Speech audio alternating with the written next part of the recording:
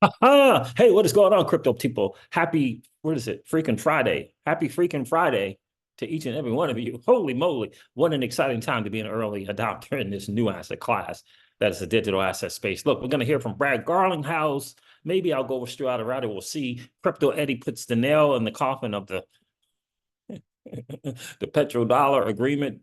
Not an agreement. I don't know. Puts the nail in the coffin on that. We're going to hear from some other stuff going on Crypto X. We'll get into it. This is just kind of an update on all the madness that's going on Crypto X right now. All right, fam, listen. This is your XRP Ripple daily news. And around 0 to 10 minutes, let's get into it. Brad Garlinghouse wants to clear some stuff up in reference to this class action, no longer class action lawsuit in California.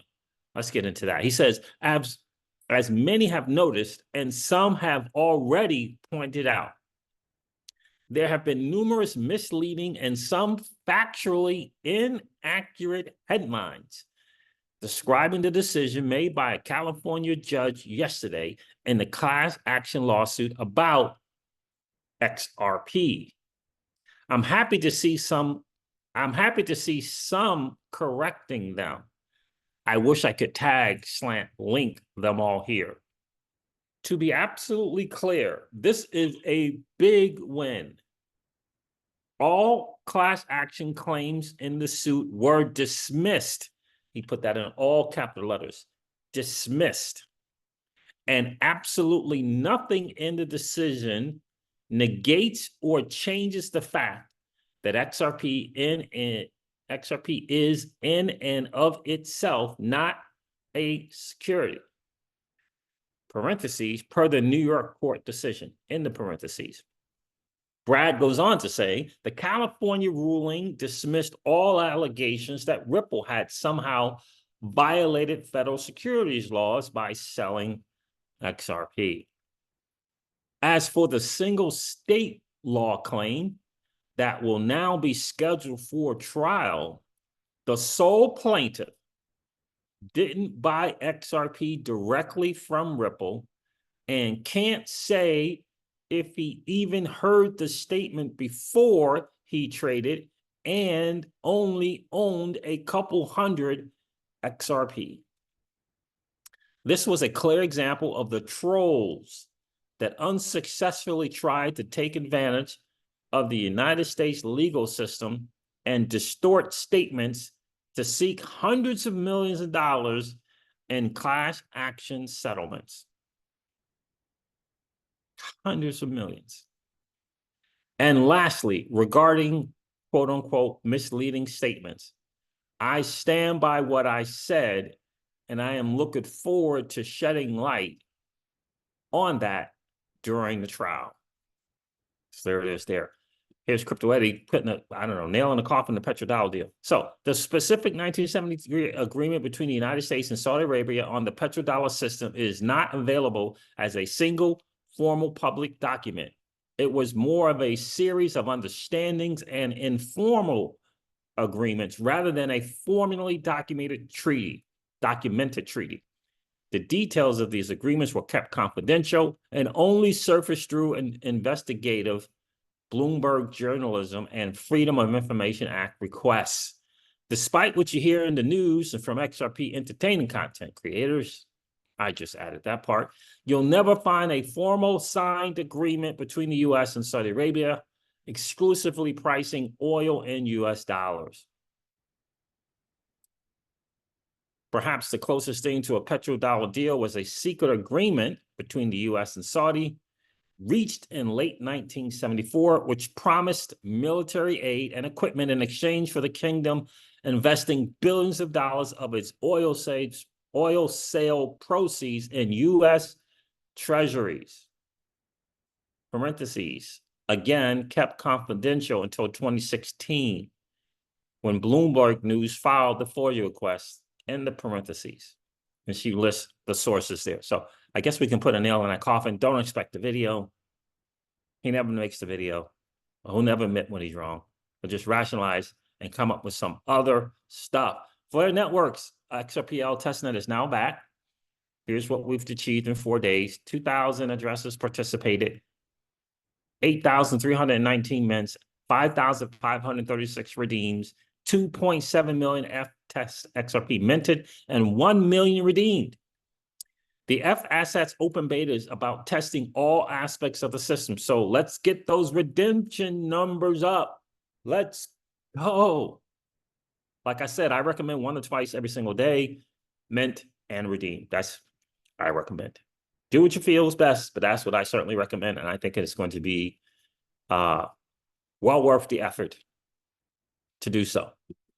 All right, MetaLawman puts an update here for us on the SEC versus Kraken. The hearing on Kraken Exchange motion to dismiss just concluded in a federal court in San Francisco. Before any argument, the judge declared he was inclined to follow the rulings of Judges Ratkoff and Falia, and denied the motion to dismiss. I don't think he heard anything during the argument that would change his mindset. That means the Kraken case will likely go on to years of costly discovery, just like the Ripple case. At this point, only Congress can prevent the SEC from continuing to bleed out crypto markets in the US with endless legal fees and costs. And so you understand, it doesn't cost the people at the SEC anything, but it does cost the American entrepreneur.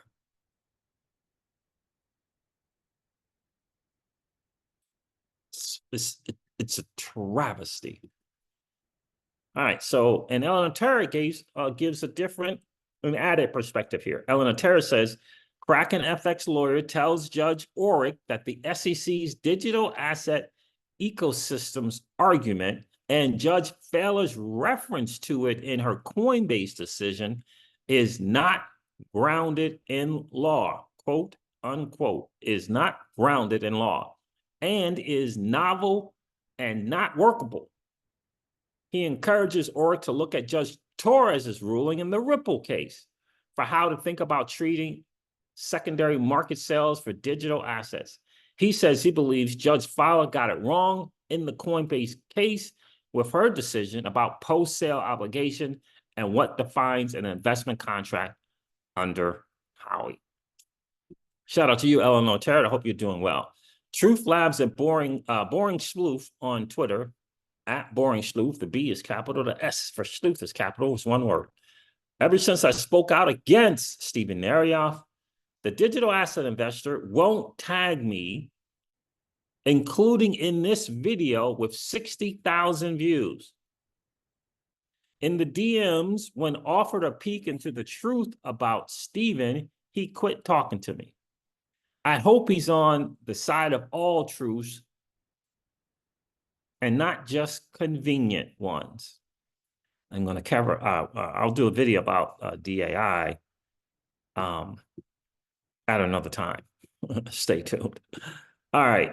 So Glenn, I just wanted to just, you know, I don't know why I'm saying this, but we started reacquiring gold. I like Glint Pay and what they're doing. And I think they're doing something nationally, and I think they're doing it for a greater good, and actually internationally. And I believe they're doing it for a greater good. That is something that I can. So for retail, for everyday Jane and Joe's, that is something that I really, really like. Really, really, really can get behind that.